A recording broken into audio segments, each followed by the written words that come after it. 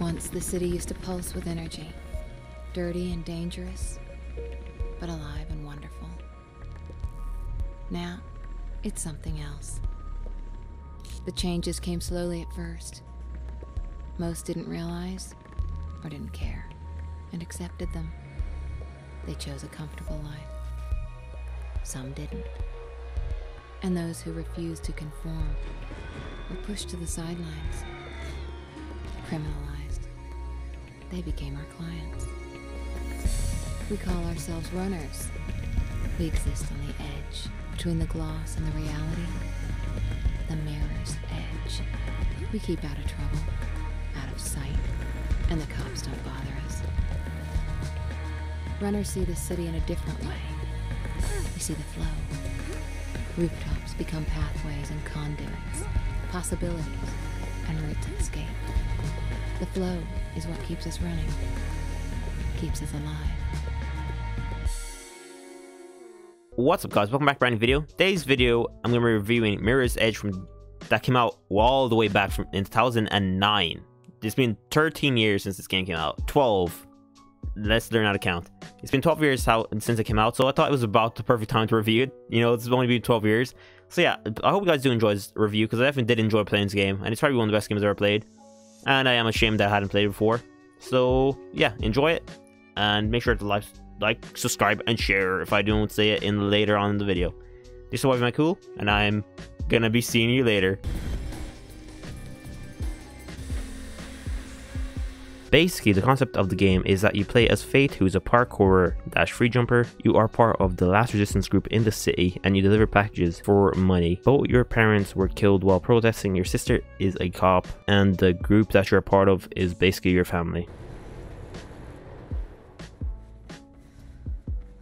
The gameplay is revolutionary. The movement is honestly unmatched by anything I've ever played before. The way it flows, the sense of speed, it really does make you feel like a free jumper or a parkourer, whichever expression you prefer to use. Especially when there are cops chasing you and the sounds of bullets are echoing beside your ears and reflecting off the walls, and you're just moving and you're jumping and you're jumping and you're jumping from one wall to another wall, and then you're climbing up pipes and stuff. All meanwhile, there's a sniper on the other roof and you're running towards him, dodging behind cover, jumping from rooftop to rooftop, sliding underneath pipes, jumping into vents.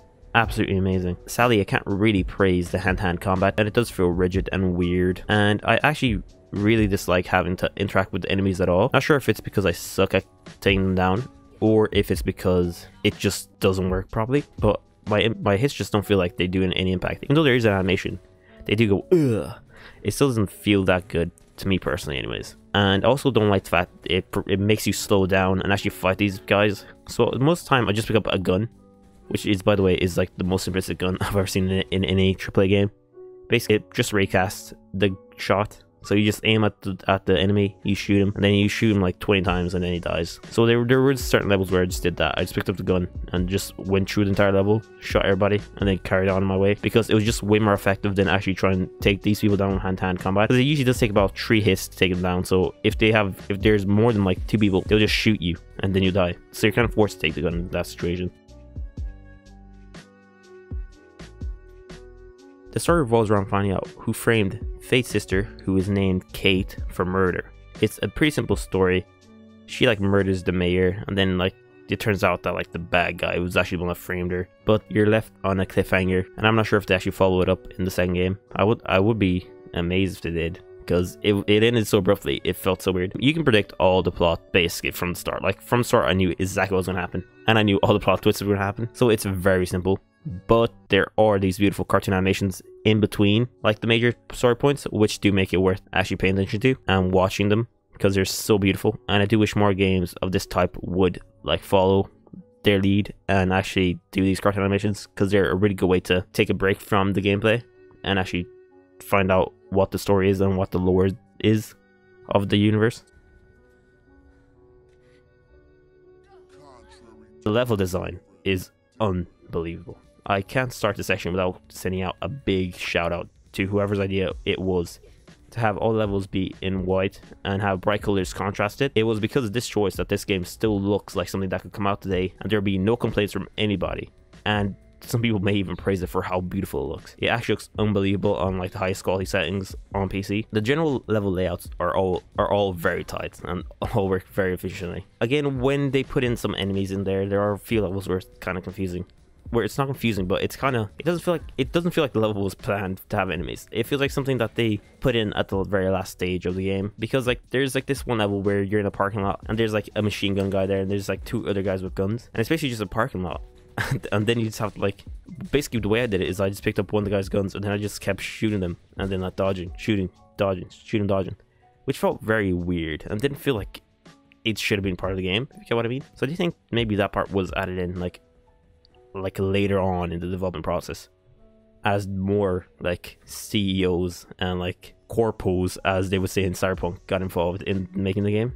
So that did feel weird, but everything else was really good. There were another few levels where like I couldn't really tell where I was meant to go. I did figure it out eventually. I'm certain that certain people do like the puzzle feel of these levels and like the fact it doesn't tell you exactly where to go.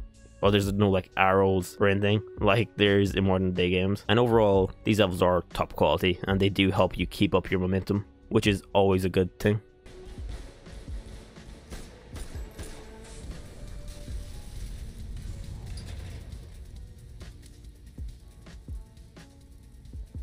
Don't ask, Mark.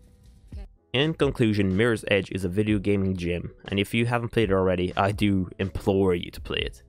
I guarantee you've never played something that flows this well and gets your heart pumping the way this does. And apparently the second one is even better than this one. So I'm looking forward to playing it and reviewing it. Hope you guys did enjoy this short breakdown and review of EA's Mirror's Edge. And I hope you guys like, subscribe, and share. This is your boy, Cool, and I'm reporting out.